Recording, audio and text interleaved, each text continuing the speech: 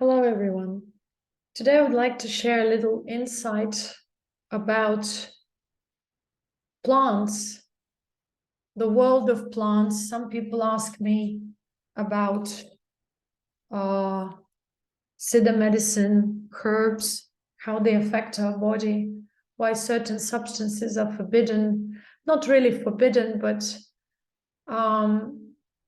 let's say they overstimulate our system, so they are not recommended for everyday consumption or for the consumption during the process of intense self-refinement, because people usually confuse the process of awakening with the process of self-refinement, and they think that the awakening is lasting long, going on. Unfortunately, well, you may look at it that way. You may have stages of awakening, but sometimes the stages are just becoming aware of your internal patterns and corruption, but not really refining. The most important is that we understand that it's not just about being awakened to the higher reality, meaning experiencing yoga or absorption. Yoga means absorption. Some people call it Shambhavi Mudra. It's just but natural. Without that establishment in Shambhavi Mudra or stillness, or some call it Maha Mudra, great mudra, absorption and stillness, without being able to consciously rest, whatever we do externally doesn't lead anywhere. And without this absorption, if we do not refine ourselves, we don't understand the process, and we're just wasting our lifetime on entertainment or just self-delusion. But coming back to the plants, so some people also try to stimulate their nervous system with plants, certain herbs or herbal decoctions, concoctions, whatever you call them, some juices, or they use caffeine, or they use different substances that may contain something like caffeine, codeine, or something like that. Different types of green teas, especially non-fermented, or they are not necessarily green teas, but some teas, different type of teas, coffee, or some other.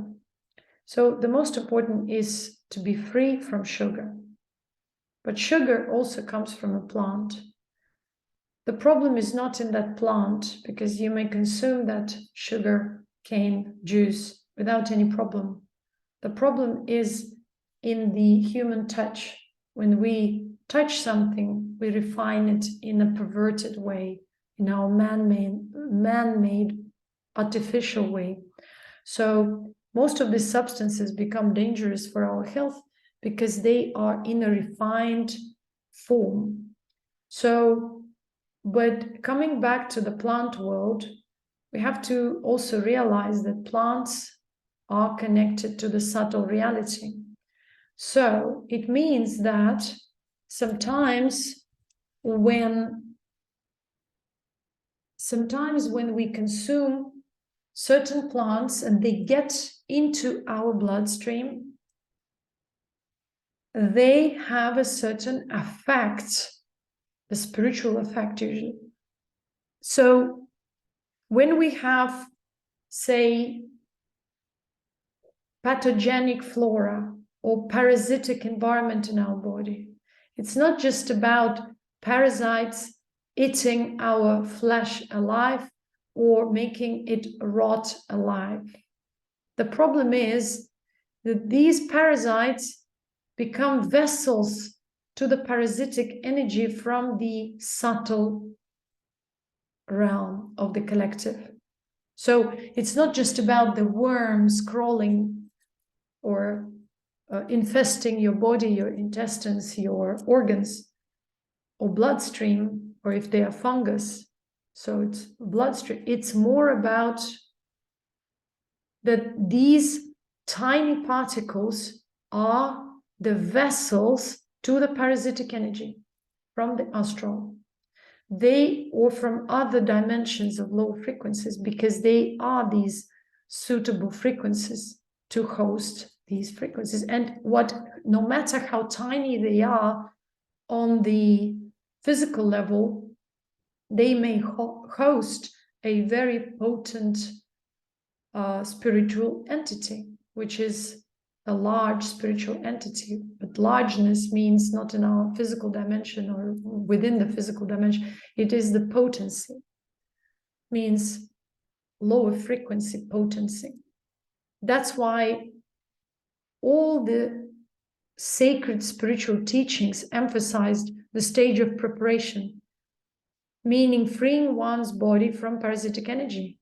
So some plants play a vital role in that process. It's not easy to get rid of parasites. Most of our diseases, most of our problems in the body come from our consciousness, but also from the conscious choices that we make, which means our decisions about our diets, food intake, quantity, quality, and our lifestyle. People who interact. Because let's say you're free from parasitic energy. If you interact with people who host that parasitic energy, you become affected by that. Maybe you have intimacy with such people. You become connected to that as well. So that's why when you're on a spiritual path, you have to be very aware of these aspects of mundane reality too, because they are vital for your spiritual accomplishments, refinement, and evolution. So when we take or intake certain herbal substances, plants, these plants we call them medicinal plants. They have connection to spiritual realm. And so when they are in your bloodstream, they create a protective shield. We say they kill parasites. They destroy parasitic energy, not only on the physical level, but on the spiritual level, or they prevent parasitic energy from entering your physical body, possessing your physical body. So from ancient times, people observed how certain concoctions, plant medicine, plant mixtures that they created became spiritual shields. Certainly, it's not just about plants. It's also about your consciousness, because when you prepare your own medicines, which means, what is medicine? Medicine is a spiritual shield. So it's not just about the physical substance that you hold in your hand as a plant or as some crystal or some alchemical ash or substance. It's more about the way you create spiritual connection. You use your ability to tap with the higher frequency, and now not only be aligned yourself with that frequency, but also charge whichever substances you hold in your hand with that frequency. Whether it's water, whether it's salt, whether it's anything crystalline structure holds information. So when you hold the substances or liquids, you are able to charge them also with your consciousness, which means bring or activate them, bring more potency, right?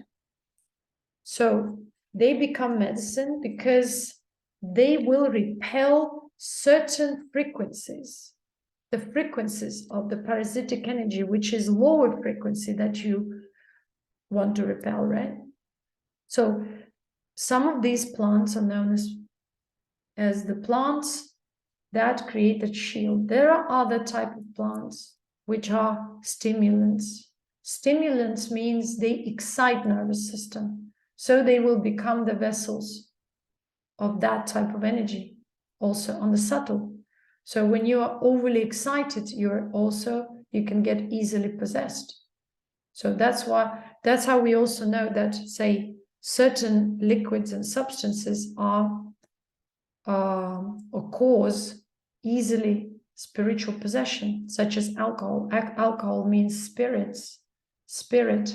Spirit means attract spirits, low frequency vibrations, low frequency energy clusters. So it doesn't mean something is forbidden. It just means you have to know the application and the meaning. Because when you live in this dimension of good, bad, forbidden, acceptable, you are a limited being, like an animal. You have to surpass that. You have to understand that each and every substance in this world can be applied for good or for bad. It can have a medicinal property if properly mixed or prepared, or it can have an intoxicative property. It can have a property which knocks you up unconscious, and your body now is unprotected, and you can be easily possessed by lower frequency clusters or spirits or some kind of entities.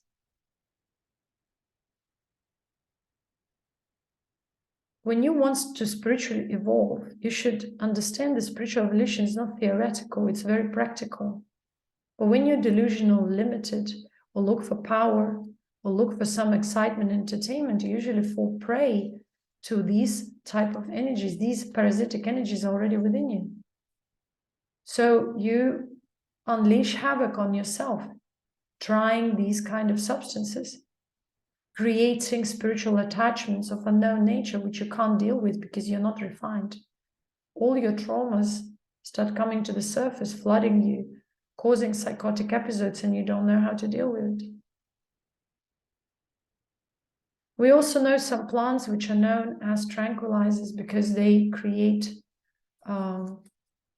pacifying effect, like St. John's wort, like ashwagandha, like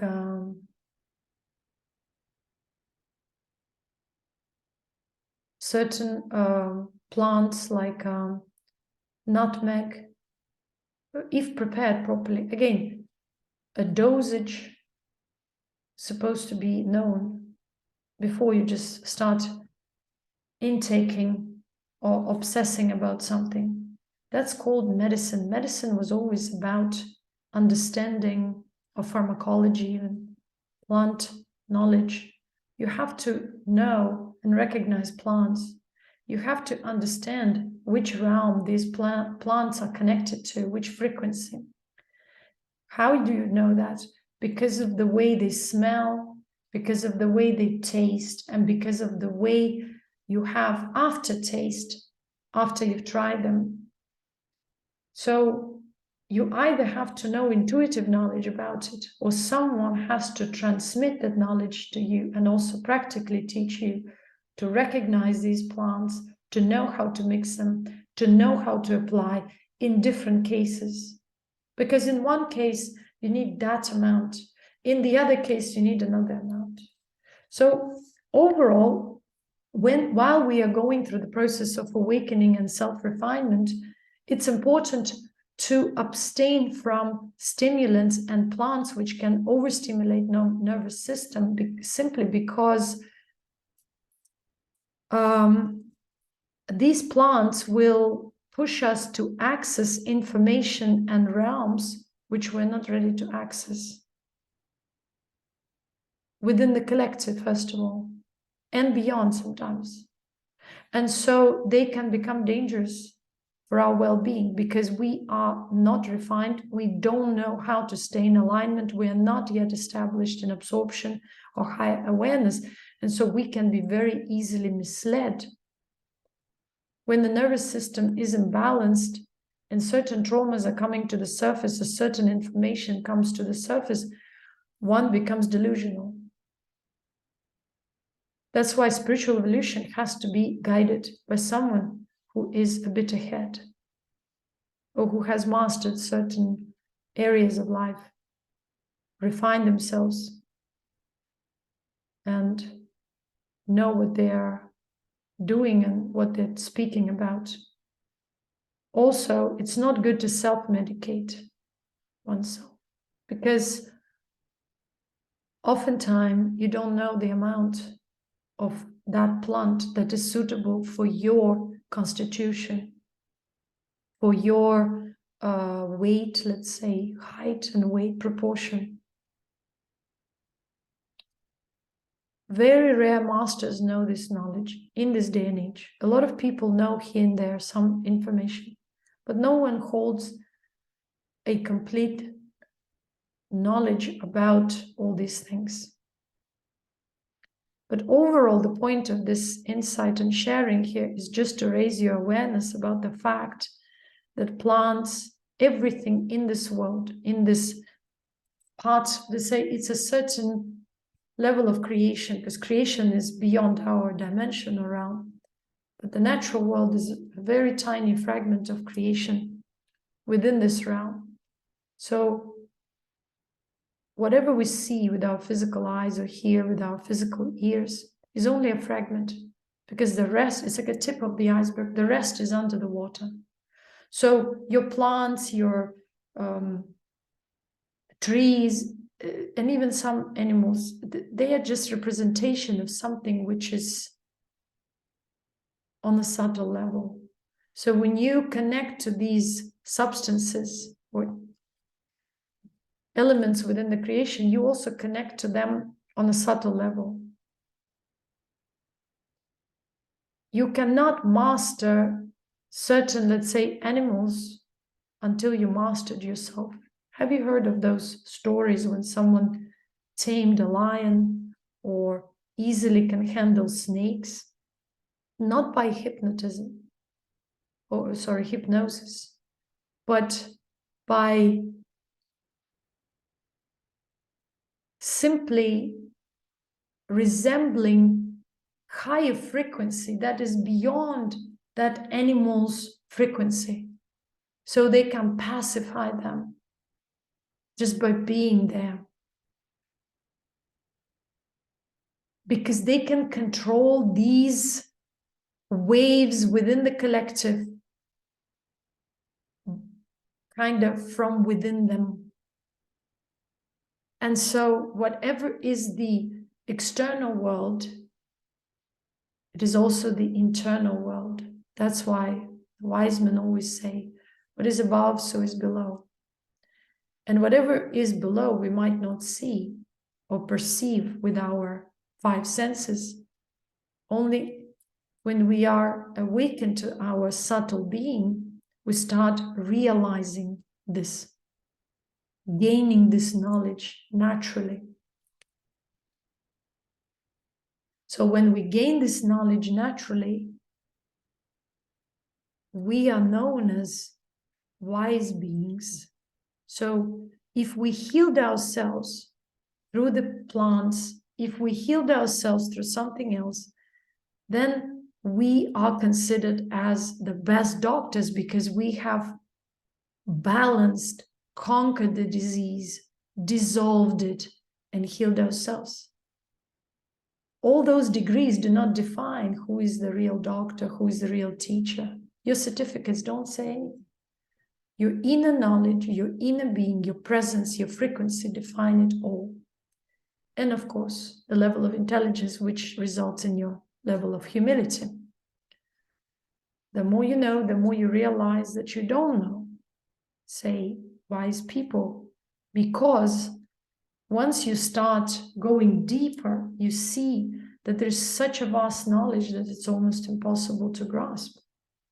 And no matter how much you know, there will be more and more to learn, because it shows that creation is unlimited.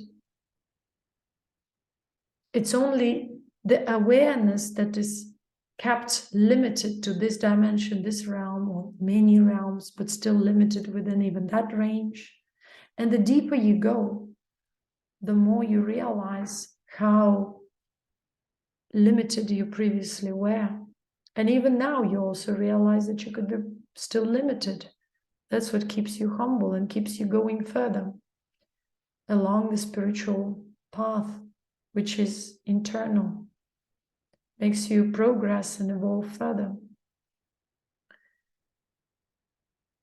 When you experience pain, you want to numb pain. When you experience excitement, you want to stay there for long, and yet you can get possessed and carried away.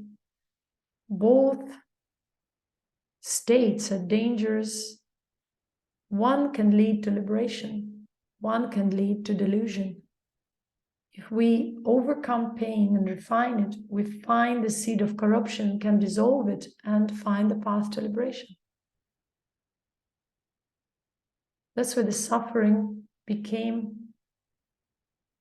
the engine that propels spiritual evolution out of this cycle, out of this bottom line, or degradation, corruption. So when you overstimulate your system, it's so easy to forget yourself, to lose awareness to the projection. That's why you have to be very careful with overstimulating yourself, excitements, entertainment in general. Because when you have pain, pain draws you within, tries to kind of make you, push you to see the roots, the reasons. But excitement carries you away more into the projection. You get carried away, you get possessed by that excitement. So be very careful and cautious when you use stimulants, when you look for stimulation in general, because the root cause is discontentment. You look for something which you cannot find in the projected reality. You have to look within to that seed of discontentment, misalignment that should lead you actually to the liberation, to self-love, to finding your inner balance and contentment. Only then you can heal. By numbing pain, by looking for entertainment, by jumping from one thing to the other, you keep yourself in delusion, in spiritual illusion, in overall, you overall waste your energy, life force, and potency. So why I always speak about the importance of refinement. This refinement, the conscious refinement, has to be supplemented with the physical refinement. And the physical refinement will result in the freedom from the parasitic energy. So it's very, very important to know how to do it. I personally, through my own experience, invented the so-called cascade refinement and cascade antiparasitic therapy, and theory too. But it's not theory because it is actually a practical path that I have undertaken myself and read myself. That's how I know. So through this refinement process, freeing yourself from antiparasitic energy in a specific way for a specific period of time, we also realize how to deepen the self-refinement process on the conscious level, because we neutralize certain tendencies which also come from the physical parasitic energy. So it's like both sides have to be addressed, the physical level and the conscious level. Certainly everything comes from the conscious level. That's where you have to judge the fruit by its roots. So the consciousness is the root, the body is the fruit. If the fruit rots, it means something is wrong, something lacks. Lack of nutrients, lack of minerals is caused, and malabsorption of even the best foods you intake is because of the presence of parasites, parasitic substances, pathogens, toxins, which push your body to work over time to exhaust itself, trying to neutralize these artificial toxic substances. Because your immunity is continuously trying to fight them. That's why you are experiencing chronic inflammation. Parasitic energy of organic and non-organic nature. the parasitic energy or substance of organic nature has to be neutralized, and non-organic nature has to be taken out of the bloodstream, out of your organs, out of your cells, out of your bones, out of your seed. Otherwise, the seed gets corrupt and people rot alive and they think it's normality. That's why plants can be used. The problem with plants at this point in this day and age is that their potency reduced to almost non-existent. Only very wild plants, which can be obtained from fertile soils, which are grown naturally in the forest somewhere, in the jungle, may still have certain potency. Most of our plants are inefficient, ineffective, because they lost their potency.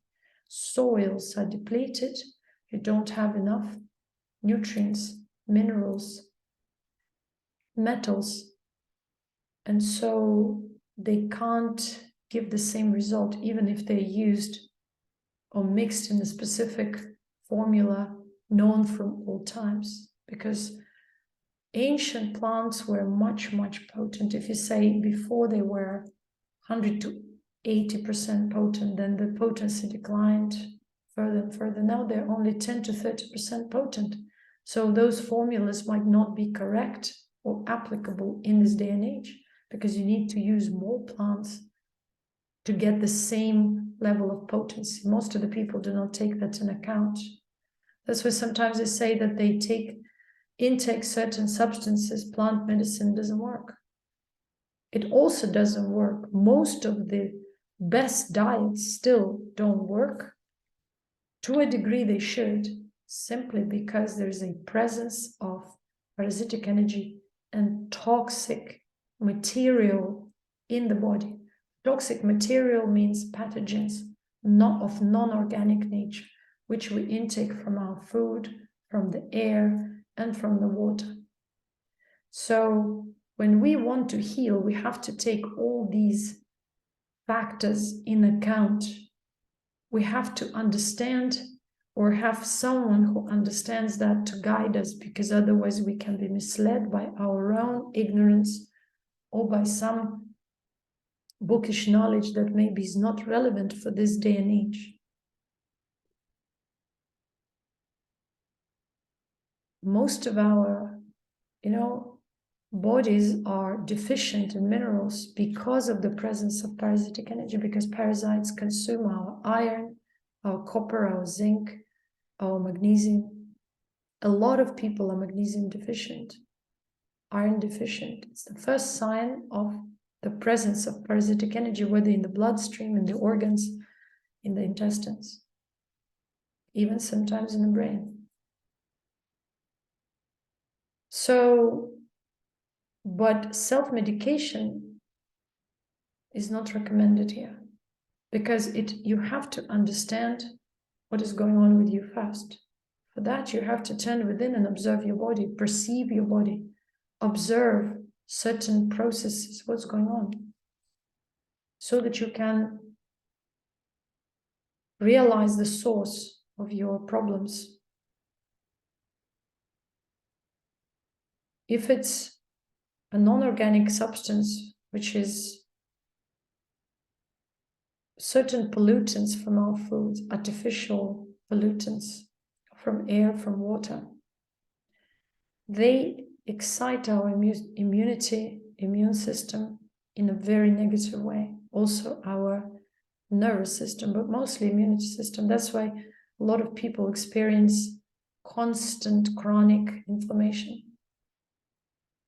It is the pollutants that cause pains when they penetrate bloodstream or settle somewhere in our bone, marrow, muscle, tissues. It is the pollutants that make us infertile. And also the presence of organic parasitic energy because of certain foods that we take, certain lifestyle that we lead. A lot of people can't sleep nowadays. A lot of people have rashes. A lot of people have itchiness. A lot of people have anxiety, restlessness. A lot of people have infertility. A lot of people have organ failure. All of these could be related to the presence of parasitic energy. Organic and non-organic, or both, mostly both.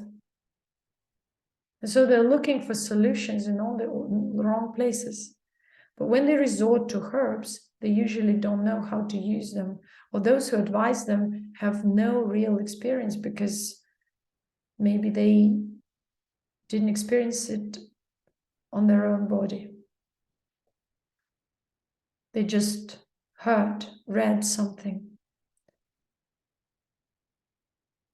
Certain tastes, certain plants of certain taste give a certain result on the body. For example, bitter plants purify our blood. But guess what? These same bitter plants have usually sweet aftertaste. Those strengthen our immunity.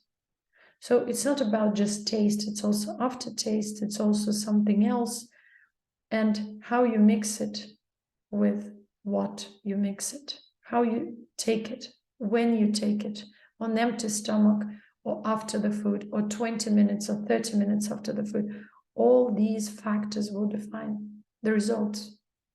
Do you take them in winter? Are they grown in a specific soil? Are they collected in a specific time? Full moon, new moon? Because all these factors will define the potency of your plant medicines, or plants in general.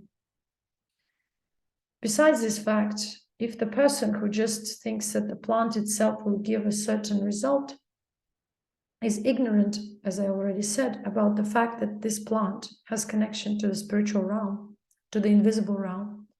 And so people who should know about plants should also know why these plants are potent spiritually, why they create an immunity shield, why they protect certain organs or purify blood, and what does it mean really, spiritually speaking.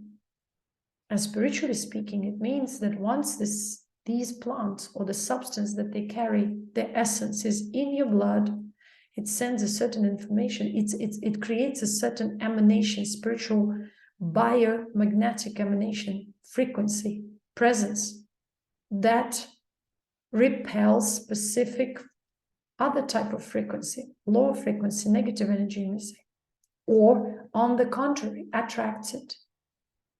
So it's a whole science. This video is not about trying to teach anyone, because one needs to spend sometimes a lifetime or lifetimes learning these sciences. But it is just important to be aware of the fact that once you hear something or read something somewhere, don't just jump into a conclusion and start knocking yourself up with that plant or that substance, because you may also damage yourself. You may overdose. You may create side or invoke side effects. Certain plants are not mixable with other plants, or when you intake them, you also have to keep a certain diet, which will enhance the properties of these plants so that you get a necessary result. Anyways, thank you for your attention. And I hope I kind of gave you some clarity on the subject, at least to a certain degree, raised your awareness. If you have any questions or comments, you may comment down below. Share and subscribe, and see you in the next video. Thank you.